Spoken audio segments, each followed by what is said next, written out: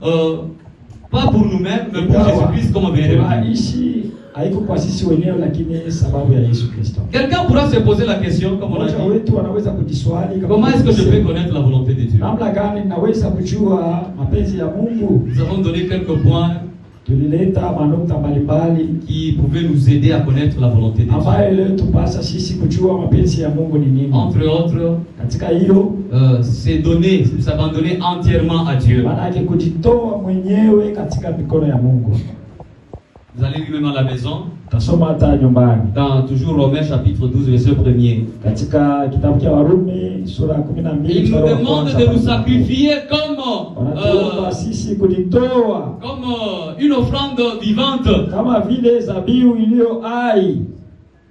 De vivre pour notre Seigneur. De ne pas livrer nos membres au péché. Que l'on soit considéré comme mort au péché. C'est ça, se livrer ou s'abandonner devant Dieu. Ça, se donner entièrement à Dieu peut encore nous dire ceci. C'est se livrer volontairement à Dieu. Et mettre de côté ses ambitions, ses espérances et ses désirs personnels. Cela signifie que vous désirez Dieu par-dessus tout. Alléluia. Amen. S'abandonner entièrement à Dieu. Nous pouvons aussi nous abandonner à Dieu en faisant une prière de consécration. Montrez à travers la prière que vous cherchez Dieu. Montrez votre disponibilité à Dieu. Et il se laissera manifester à vous. Il vous montrera sa parole et sa volonté. Nous connaissons la volonté de Dieu aussi à travers sa parole. Les Écritures qu'il nous a laissées nous témoignent uniquement la volonté de Dieu. De la Genèse jusqu'à l'Apocalypse, la parole de Dieu est en train de définir ce que la volonté de notre Dieu. Comment est-ce qu'on peut arriver à connaître la volonté de Dieu aussi longtemps qu'on ne veut pas avoir ce livre ici? On n'a pas la Bible. Et aussi longtemps qu'on n'a pas de Bible. Si on peut poser la question que chacun, celui qui a sa Bible, puisse la lever un tout petit peu. C'est lui qui a apporté sa Bible. Pour l'amour de ton Dieu. Tu peux juste lever ta Bible. Amen, amen. Amen. Nous avons au moins 2, 3, 4. Cette Bible, il y a les autres qui me présentent leur téléphone. Alléluia. Amen. Le téléphone n'est pas la Bible. Et cette Bible-là numérique, la Bible électronique plutôt, ce n'est pas une bonne Bible. Vous serez en train de lire la Bible. Vous êtes dans cette application, on vous envoie d'autres publicités. Voilà pourquoi je veux dire que le siècle présent, c'est un système que le diable a érigé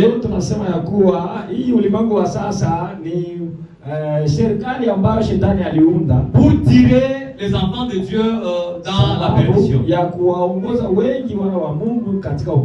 On accepte d'avoir des téléphones, mais on n'arrive pas à obtenir une Bible. Moi, ma Bible ici, je l'ai payée à 30 000 francs seulement. Voilà. Mais le téléphone que vous avez, c'est au-delà de 100 $. Les gens cherchent à avoir les iPhones dernier cri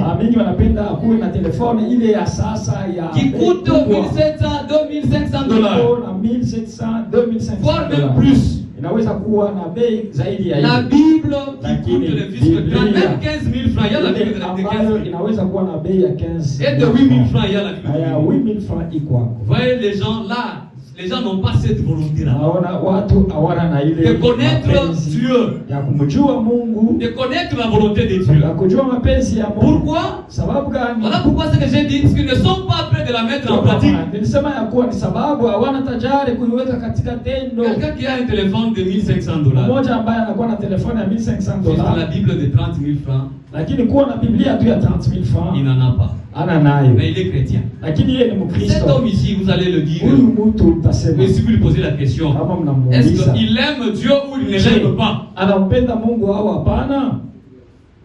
Amen. Amina. Et comment est-ce qu'il peut arriver à connaître la volonté de Dieu? Namna gani yeye huyu anaweza Et ce kujua? dernier ici, vous allez le voir dans l'église. Lakini utamwona ndani ya kanisa. Lorsqu'on est en train de prêcher, Wakati tuko na hubiri kama na il prend note yeye kuna les passages et les références bibliques. Alikuwa karatasi anaandika ile. Pensant que peut-être la maison, il pourra continuer à lire. Unaona ya kuwa akifika nyumbani atasoma. Comment est-ce hivi. qu'il pourra lire aussi longtemps qu'il n'a pas la Bible? Atasoma namna gani nyumbani wakati asina na Biblia? Comment il pourra mettre en pratique ce qu'on a prêché à Namna l'église? gani ataweka katika tendo yenye ambayo walihubiri katika kanisa? Amen, amen. Amen. Tout ne fait que se terminer dans l'église. Ndio kwa maana yote iko naishia tu mkanisa. Quand on sort, Wakati tunatoka c'est fini. yote inabakia hapa. S'abandonner entièrement à Dieu. Kulitoa kwa Mungu. Nous avons dit que c'est montrer sa disponibilité. Tulisema ya kuwa ni kuonesha ya kuwa uko na saa ya kuonekana kwa. Voilà pourquoi même l'apôtre Paul, Ndio kwa maana hata mtume Paulo lui aussi, yeye vile vile lorsque il a rencontré Jésus-Christ, wakati alipatana na Yesu Kristo. là nous sommes dans Actes 9:6. Pale tuko katika kitabu cha Matendo sura yake 9 mstari wa 6. L'apôtre, lorsqu'il a rencontré Jésus-Christ, Tume wakati anapatana na il Yesu. a dit ceci à Jésus-Christ. Anasema hivi kwa Yesu. Seigneur, Bwana, que veux-tu que je fasse de toi? unapenda mimi nifanye nini sababu C'est yako? une expression de disponibilité. Maana yake ile ni msemo ya kuonesha ukuwapo Ça prouve wake. qu'il est disposé à le servir. Inaonesha ya kuwa yeye ni tajari kumtumikia. Nous avions vu aussi le cas d'Ésaïe. Tuliona vile Esau. Et la question a été posée parmi les enfants de Dieu. Swali iliulizwa kwa watoto wa Mungu. Qui enverrai-je? Nani ambaye nitakaye Qui mtuma? pourra être ma bouche à travers mon peuple? Nani atakaye sema pahali pangu mbele ya Esaïe taifa? s'est saisi de cette opportunité Na Isaya alichukua pour dire ceci. ya kuwa Mais voici, Éternel, ni tajari Bwana Mungu. envoie-moi. Unitume. Il a manifesté sa disponibilité. Alionyesha ukuwapo wake. Nous avions dit également Amazia aussi dans la Bible. Tulimuona mfalme Amatia. C'était un homme courageux. Alikuwa mtu wa nguvu. C'était à l'époque du roi Josaphat. Wakati wa mfalme Josaphat. Cet homme ici était vraiment courageux. Huyu mtu alikuwa na nguvu na bidii. Il s'est sacrifié.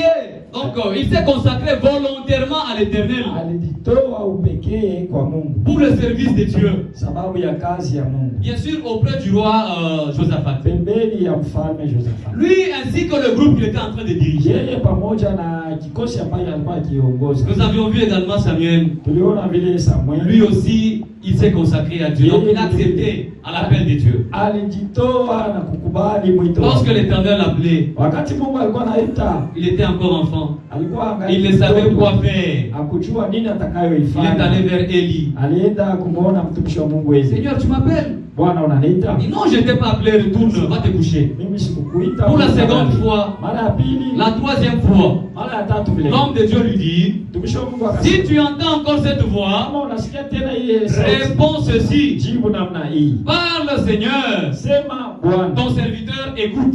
mtumishi wako eko nasikia. il est allé se coucher. Alienda kulala. Et la quatrième fois, la voix lui est encore parvenue. Il a accepté comme il a dit, comme lui a demandé son maître. Amen, amen. Amen. Nous connaissons la volonté de Dieu aussi à travers nos dirigeants, à travers nos aînés dans la vie spirituelle. Ils peuvent nous montrer aussi le chemin. Dans ce que nous sommes en train de faire dans l'église, Dieu peut leur donner un savoir afin de nous montrer le chemin et de nous diriger. Toi tu dois faire ça, toi tu dois faire ça. Nous pouvons connaître la volonté de Dieu. Nous avons dit que Dieu a un plan. Pour connaître la volonté de Dieu, Dieu a deux plans. La manière dont il se manifeste aux hommes. Il a un plan individuel. Il a aussi un plan d'une manière générale. Le plan général. Donc Dieu veut être la personne la plus importante des chrétiens.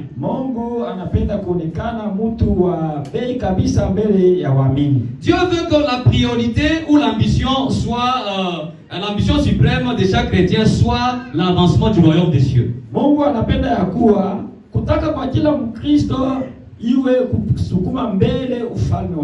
Dieu veut aussi que chaque chrétien mène une vie de sainteté. Tout ce que je vous parle ici, c'est inscrit dans la Bible. Dans la parole de Dieu. Le premier se trouve dans Marc 12:30. Le deuxième se trouve dans Matthieu 6:33. Le troisième se trouve dans 1 Pierre 1:15-16. Comme il est saint, sa volonté d'une manière générale auprès de tout le monde veut que nous soyons aussi saints, afin qu'on puisse marcher ensemble avec lui. Dieu veut assez que tout chrétien puisse aussi contribuer à l'épanouissement de l'évangile.